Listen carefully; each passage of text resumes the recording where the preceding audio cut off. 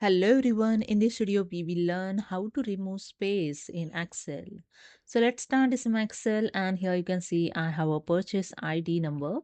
So in this purchase ID number there are some space showing here. So I'm going to remove this space.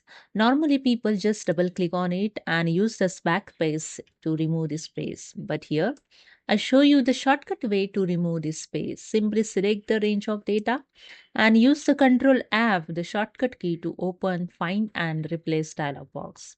Then click on the Replace tab and here the Find What. So you give here the space. So here I give the space.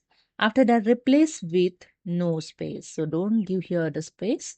And after that, click on the Replace All, and that's it. All done.